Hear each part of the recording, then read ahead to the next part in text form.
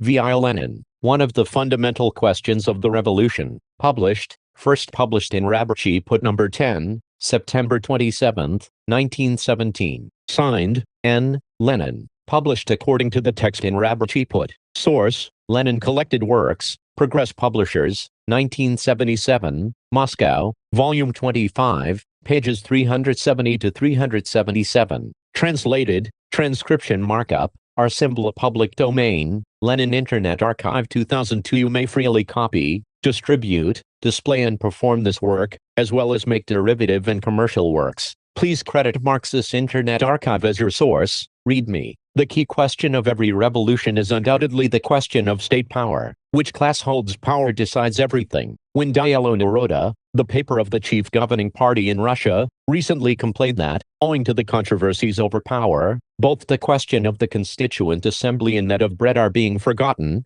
the socialist revolutionaries should have been answered, blame yourselves, for it is the wavering and indecision of your party that are mostly to blame for ministerial leapfrog, the interminable postponements of the Constituent Assembly, and the undermining by the capitalists of the planned and agreed measures of a grain monopoly and of providing the country with bread. The question of power cannot be evaded or brushed aside, because it is the key question determining everything in a revolution's development, and in its foreign and domestic policies. It is an undisputed fact that our revolution has wasted 6 months in wavering over the system of power. It is a fact resulting from the wavering policy of the socialist revolutionaries and Mensheviks. In the long run, these parties' wavering policy was determined by the class position of the petty bourgeoisie, by their economic instability in the struggle between capital and labor. The whole issue at present is whether the petty bourgeois Democrats have learned anything during these great, exceptionally eventful 6 months. If not, then the revolution is lost, and only a victorious uprising of the proletariat can save it. If they have learned something, the establishment of a stable, unwavering power must be begun immediately.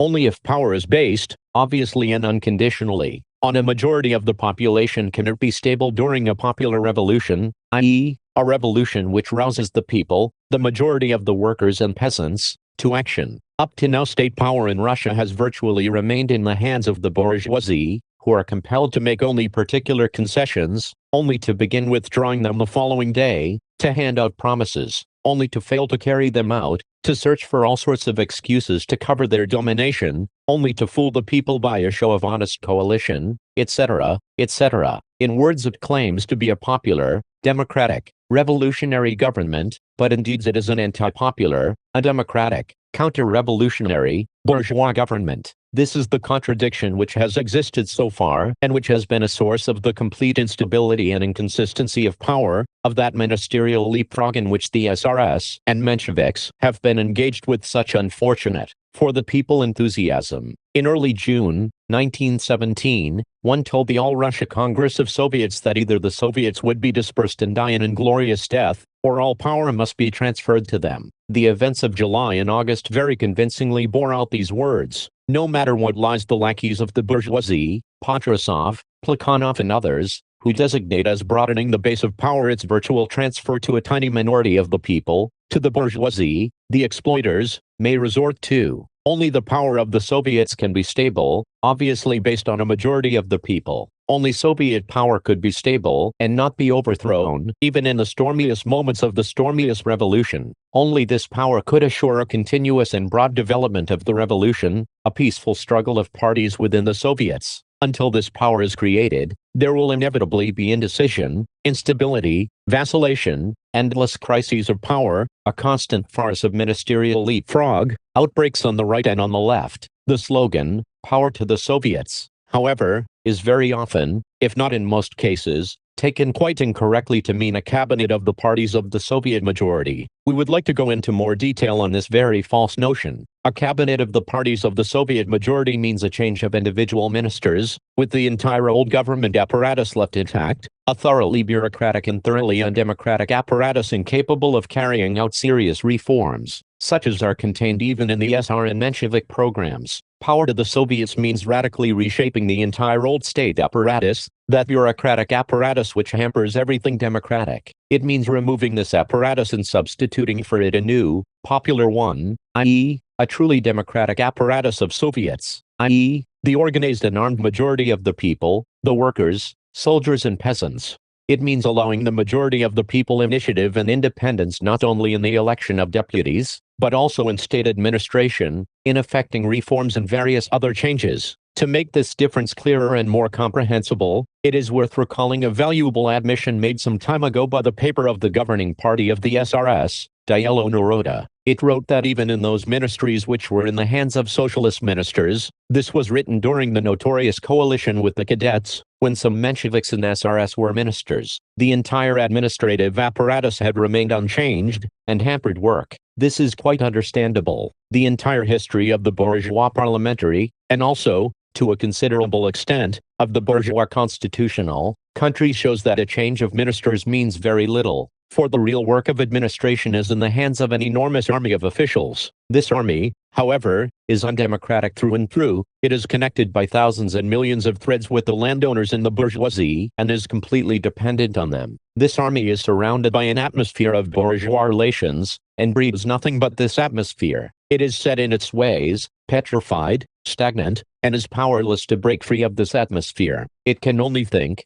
feel, or act in the old way. This army is bound by servility to rank, by certain privileges of civil service. The upper ranks of this army are, through the medium of shares in banks, entirely enslaved by finance capital, being to a certain extent its agent and a vehicle of its interest and influence. It is the greatest delusion, the greatest self-deception, and a deception of the people, to attempt, by means of this state apparatus, to carry out such reforms as the abolition of landed estates without compensation, or the grain monopoly, etc. This apparatus can serve a republican bourgeoisie, creating a republic in the shape of a monarchy without a monarch, like the French Third Republic, but it is absolutely incapable of carrying out reforms which would even seriously curtail or limit the rights of capital, the rights of sacred private property, much less abolish those rights. That is why it always happens, under all sorts of coalition cabinets that include socialists, that these socialists, even when individuals among them are perfectly honest, in reality turn out to be either a useless ornament of or a screen for the bourgeois government, a sort of lightning conductor to divert the people's indignation from the government, a tool for the government to deceive the people. This was the case with Louis Blanc in 1848, and dozens of times in Britain and France, when socialists participated in cabinets. This is also the case with the Chernovs and Tseretelis in 1917. So it has been and so it will be as long as the bourgeois system exists, and as long as the old bourgeois, bureaucratic state apparatus remains intact. The Soviets of workers, soldiers and peasants deputies are particularly valuable because they represent a new type of state apparatus, which is immeasurably higher, incomparably more democratic. The SRS and Mensheviks have done everything, the possible and the impossible, to turn the Soviets, particularly the Petrograd Soviet and the All-Russia Soviet, i.e., the Central Executive Committee, into useless talking shops which, under the guise of control, merely adopted useless resolutions and suggestions which the government shelved with the most polite and kindly smile. The fresh breeze of the Kornilov affair, however, which promised a real storm, was enough for all that was musty in the Soviet to blow away for a while, and for the initiative of the revolutionary people to begin expressing itself as something majestic, powerful and invincible. Let all skeptics learn from this example from history. Let those who say, we have no apparatus to replace the old one, which inevitably gravitates towards the defense of the bourgeoisie, be ashamed of themselves. For this apparatus exists. It is the Soviets. Don't be afraid of the people's initiative and independence. Put your faith in their revolutionary organizations, and you will see in all realms of state affairs the same strength, majesty and invincibility of the workers and peasants, as were displayed in their unity and their fury against Kornilov. Lack of faith in the people, fear of their initiative and independence, trepidation before their revolutionary energy instead of all-round and unqualified support for it, this is where the SR and Menshevik leaders have sinned most of all. This is where we find one of the deepest roots of their indecision, their vacillation, their infinite and infinitely fruitless attempts to pour new wine into the old bottles of the old, bureaucratic state apparatus. Take the history of the democratization of the army in the 1917 Russian Revolution, the history of the Chernov ministry, of Polchinsky's reign, and of Beshekhinov's resignation. You will find what we have said above strikingly borne out at every step. Because there was no full confidence in the elected soldiers' organizations and no absolute observance of the principle of soldiers electing their commanding officers, the Kornilovs, Kaledins and counter-revolutionary officers came to be at the head of the army. This is a fact. Without deliberately closing one's eyes, one cannot fail to see that after the Kornilov affair, Kerensky's government is leaving everything as before, that in fact it is bringing back the Kornilov affair. The appointment of Alexeyev, the peace with the Klembovskys, Gagarins, Bagratians and other Kornilov men, and leniency in the treatment of Kornilov and Kaledin all very clearly prove that Kerensky is in fact bringing back the Kornilov affair. There is no middle course. This has been shown by experience. Either all power goes to the Soviets and the army is made fully democratic, or another Kornilov affair occurs. And what about the history of the Chernov ministry? Didn't it prove that every more or less serious step towards actually satisfying the peasants' needs, every step showing confidence in the peasants and in their mass organizations and actions, evoked very great enthusiasm among them? Chernov, however, had to spend almost 4 months haggling with the cadets and bureaucrats, who by endless delays and intrigues finally forced him to resign without having accomplished anything. And during these 4 months the landowners and capitalists won the game. They saved the landed estates, delayed the convocation of the Constituent Assembly, and even started a number of repressions against the land committees. There is no middle course. This has been shown by experience. Either all power goes to the Soviets both centrally and locally, and all land is given to the peasants immediately, pending the Constituent Assembly's decision, or the landowners and capitalists obstruct every step, restore the landowners' power, drive the peasants into a rage and carry things to an exceedingly violent peasant revolt. The same thing happened when the capitalists, with the aid of Polchansky, crushed every more or less serious attempt to supervise production, when the merchants thwarted the grain monopoly and broke up the regulated democratic distribution of grain and other foodstuffs just begun by Plekhanov. What is now necessary in Russia is not to invent new reforms, not to make plans for comprehensive changes. Nothing of the kind. This is how the situation is depicted, deliberately depicted in a false light, by the capitalists, the Patrusovs, the Plekhanovs, who shout against introducing socialism and against the dictatorship of the proletariat. The situation in Russia in fact is such that the unprecedented burdens and hardships of the war, the unparalleled and very real danger of economic dislocation and famine, have of themselves suggested the way out, have of themselves not only pointed out, but advance reforms and other changes as absolutely necessary. These changes must be the grain monopoly, control over production and distribution, restriction of the issue of paper money, a fair exchange of grain for manufactured goods, etc. Everyone recognizes measures of this kind and in this direction as inevitable, and in many places they have already been launched from the most diverse sides. They have already been launched, but they have been and are being obstructed everywhere by the resistance of the landowners and the capitalists, which is being put up through the Kerensky government,